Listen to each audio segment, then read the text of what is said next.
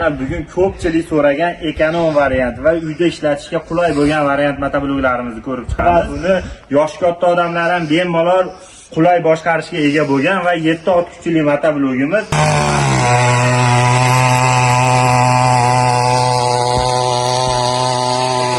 Eminda kultivasi va agat olishda boshqaradigan odamga yengillik tug'dirish uchun.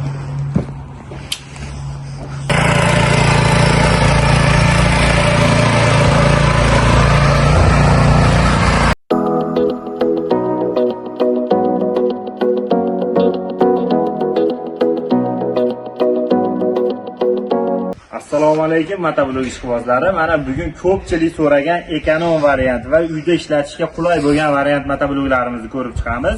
Bugun ko'rib chiqadigan motobloklarimiz eng yengil turi 45 motorlar bilan jihozlangan va buni yosh katta odamlar ham bemalol qulay boshqarishga ega bo'lgan va 7 ot kuchli motoblogimiz har qanday ishlarini qiladi. Kerak bo'lsa arava ulab, agat ochish, chizil qilish, kultivasiya qilish, hamma ishni bajaradigan motobloklarni ko'rib chiqamiz. Birinchi ko'rib chiqadigan motoblogimiz hozirgi kunda hammabop va ommabop bo'lgan motoblogimiz, ko'pchilikga qulay va ishlatishga qulay. Hattoki ayollar ham bundan bemalol foydalana oladigan motoblogimizni agat olish jarayonini ko'rib chiqamiz. Yurishlari zavodnoy orqali bo'ladi, yarimta harakat bilan yuradi.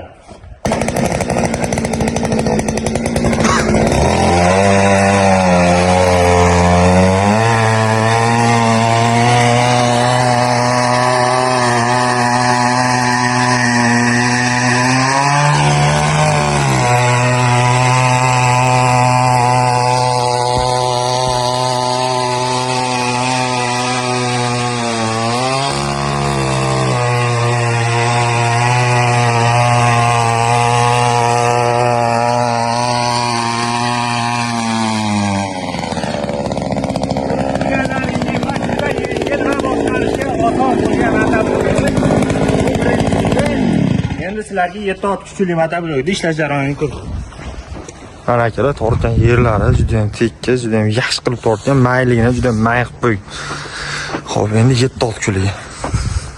Bu motoblogimizga o'zimiz temir balondan boshlaganmiz. Eminda kultivasi va agat olishda boshqaradigan odamga yengillik tug'dirish uchun.